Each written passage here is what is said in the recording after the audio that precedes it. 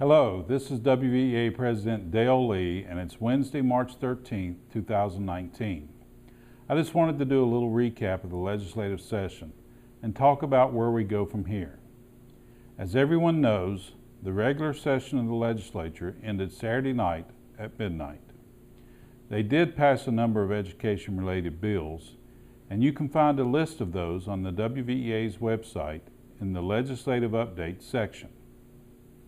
I want to mention a couple of bills. One is Senate Bill 632. It is known as the School Safety Bill, but has one section that deals with cameras in special ed rooms. The final version of the bill requires that the cameras only be placed if funded is provided, and right now about half of the $7 million is included in the budget.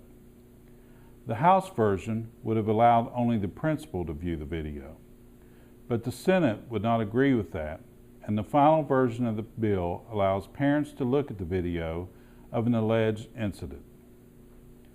WVEA is not supportive of the bill that passed and is asking the governor to veto it. You may also want to contact the governor yourself and ask him to veto Senate Bill 632. Now, two PEIA companion bills were adopted this session to create the governor's PEIA Rainy Day Fund and to place money into the fund. The budget also includes additional money for PEIA. The PEIA plan already adopted for 2019-20 calls for no increases in premiums, co-pays, or deductibles. And for the first time in a long time, the plan was actually improved, and participants will get some cost relief. The money set aside for PEIA in the budget should also guarantee that there are no plan changes for the following year either. The Senate did not take up the recommendations of the PEIA task force, and a long-term solution for the plan must be adopted in a future session. Now keep in mind that there was no way the current legislature, in its current makeup, is going to increase taxes on anything, let alone natural gas, to find the long-term funding fix that is needed. As a matter of fact, this legislature actually reduced the coal severance tax this session at a cost of $60 million to the state's budget. Now, in addition, House Bill 2001 passed this session and will provide much needed relief for our retirees. 2001 is the bill that provides a phase-in to eliminate the state's personal income tax on Social Security benefits. Beginning in January 2020, a 3-year phase-in will start with reductions of 35%, 65%, and eventually 100% of your Social Security income. The bill does have a means test of $50,000 for singles and $100,000 for married couples. Make sure you go online and see the list of bills that passed during the session. You will also receive the list in the next issue of the WVEA Today. The other big news from the session is the call for a special session to discuss, as the governor says, the betterment of our state's education system. Shortly after midnight on Sunday morning, the legislature called themselves back into a special session and then recessed to a later date to discuss a salary increase for education employees and other betterments.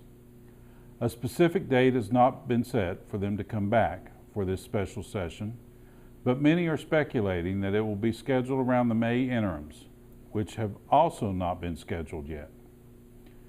Now, the governor asked for a delay in the special session so that legislators could go back to their stakeholders and to hear what is needed to improve our public schools and to increase student achievement. I thought everyone did a pretty good job during the regular session about stating what was needed and not needed to improve our schools, but evidently we need to have those discussions again.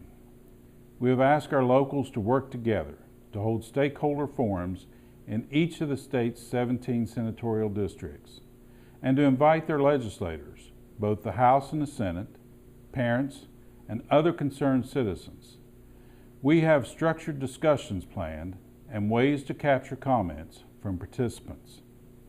These forums will be discussions and not lectures. The purpose is to receive input, collect data, and to make recommendations. We're not the only group looking to hold forums.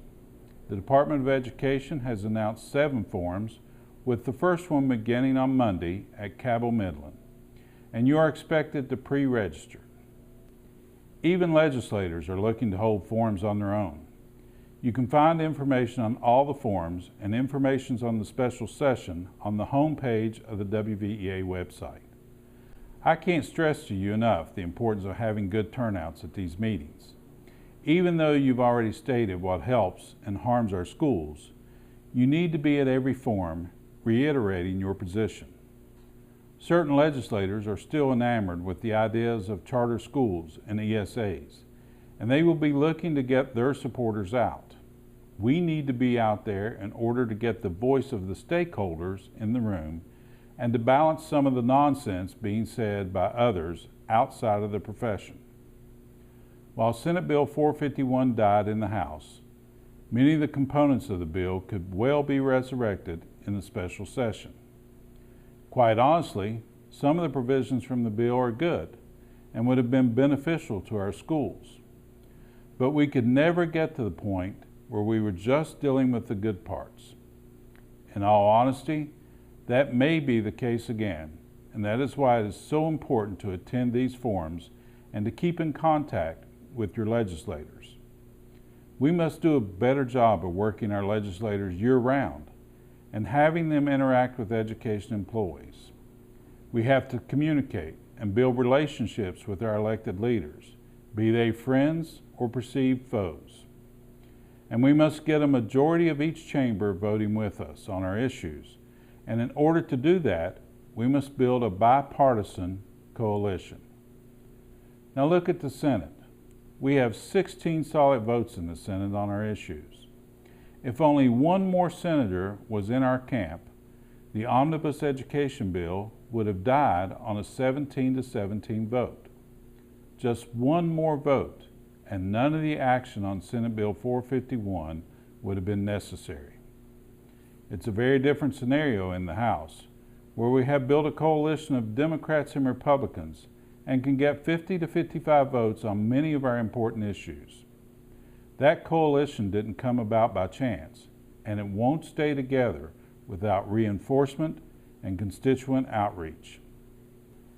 We had hoped the issues from Senate Bill 451 would not resurface until the 2020 legislative session, but now we may not have that luxury. We must begin working on the special session now by contacting our legislators and attending public forums to lay the groundwork.